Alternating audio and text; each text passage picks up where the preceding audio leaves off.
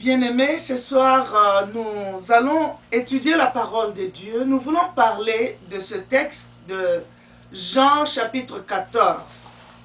Nous lirons le verset 1 à 3.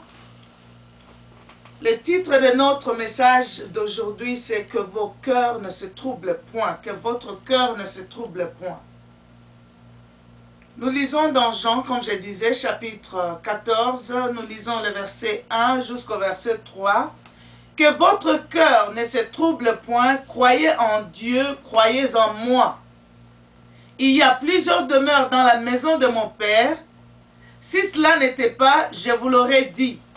Je vais vous préparer une place. Et lorsque je m'en serai allé et que je vous aurai préparé une place, je reviendrai et je vous prendrai avec moi, afin que là où je suis, vous y soyez aussi.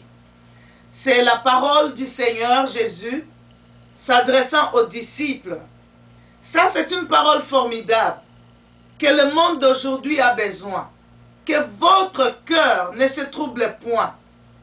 Le Seigneur s'adresse à toi aussi en ce jour pour dire que votre cœur, que ton cœur ne se trouble point. Crois en Dieu et crois en Jésus. Le texte que nous venons de lire ici se passe juste après que Jésus ait annoncé aux disciples qu'ils devaient les quitter, qu'ils devaient mourir et qu'ils devaient retourner au Père. Et leur cœur était troublé. Parce que pour ces Juifs, le Messie qui devait venir devait les délivrer. Les enfants d'Israël en ce moment sont sous la domination romaine. Et la venue du Messie pour eux, c'était celui qui devait les délivrer de leurs ennemis. Et Jésus était là. Et sans doute, dans tout ce qu'ils ont vu Jésus faire, faisant le miracle, disant tout ce qu'il disait, au fond de leur cœur, ils attendaient que le Messie allait les délivrer de cette puissance romaine, de ces gens qui les prenaient pour des sujets. Et quand Jésus maintenant vient annoncer qu'il va mourir, qu'il va retourner au Père, ils étaient troublés.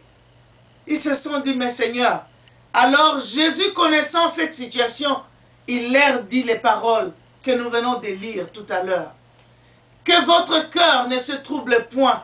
Croyez en Dieu et croyez en moi. Il y a plusieurs demeures dans la maison de mon Père. Si cela n'était pas, je vous l'aurais dit, je vais vous préparer une place.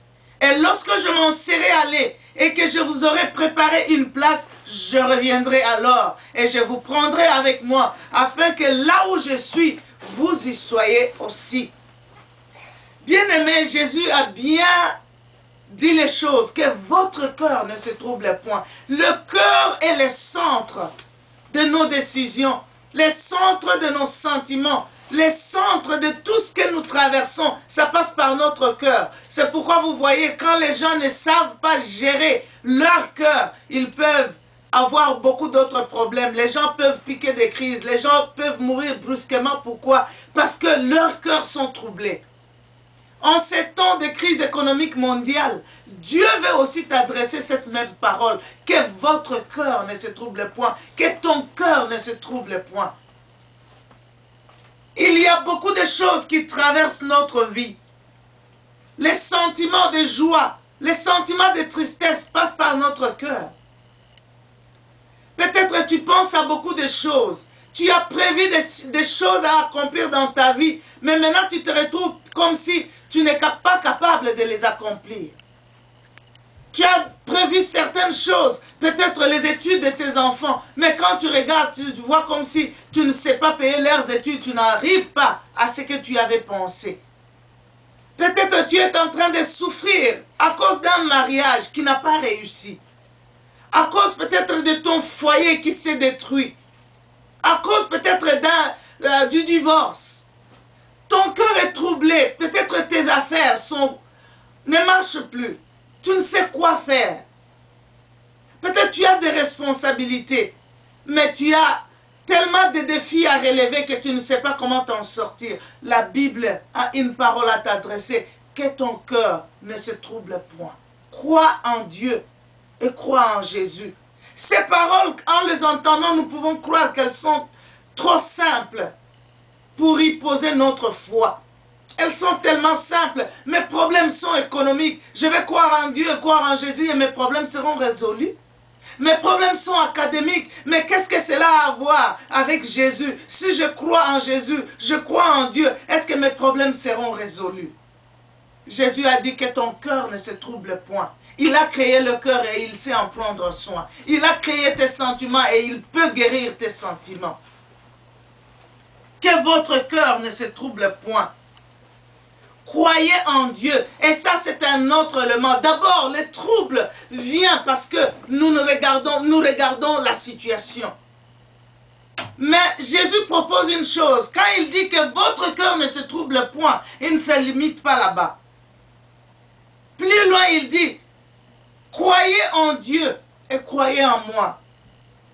En d'autres termes, non seulement nous ne devons pas nous troubler, mais nous avons quelque chose à faire pour que nous ne soyons pas troublés. C'est de croire. Bien-aimés, il y a une force dans la croyance, dans la foi.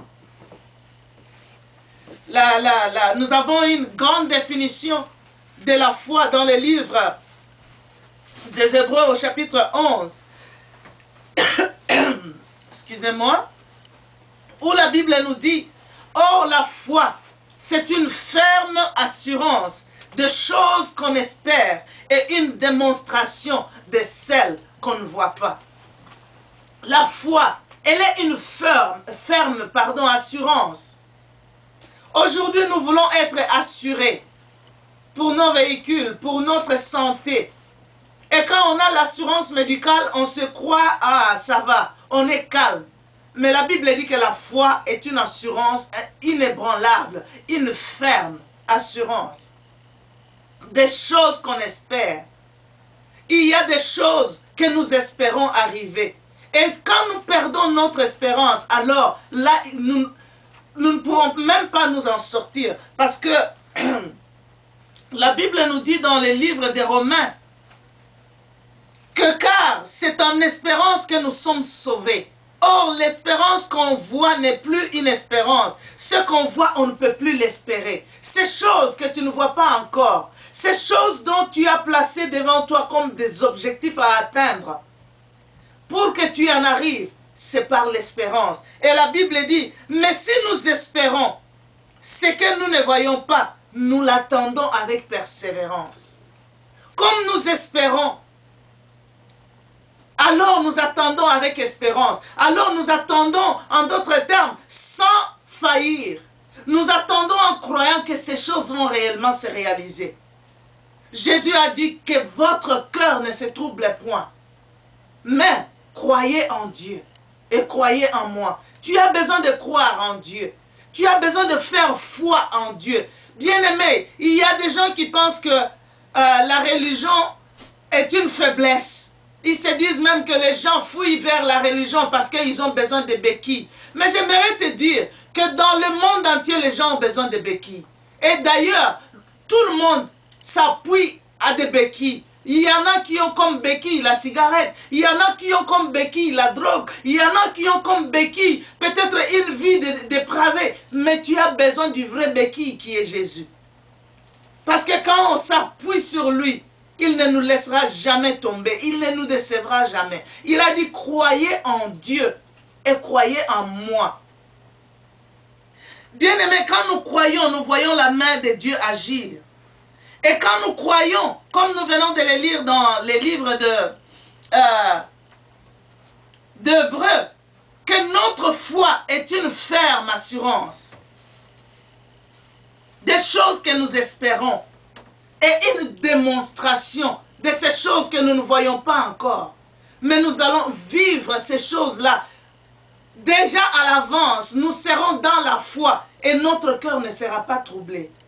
Bien-aimés, notre joie ne doit pas dépendre des circonstances. Notre paix ne doit pas être liée à oui ou non nous avons reçu ce que nous pensions recevoir. Notre joie ne doit pas être liée, oui ou non, ils nous ont répondu négativement ou positivement. Mais notre joie doit être la joie que donne l'Esprit de Dieu. Et cette joie-là, elle transcende les circonstances et les situations.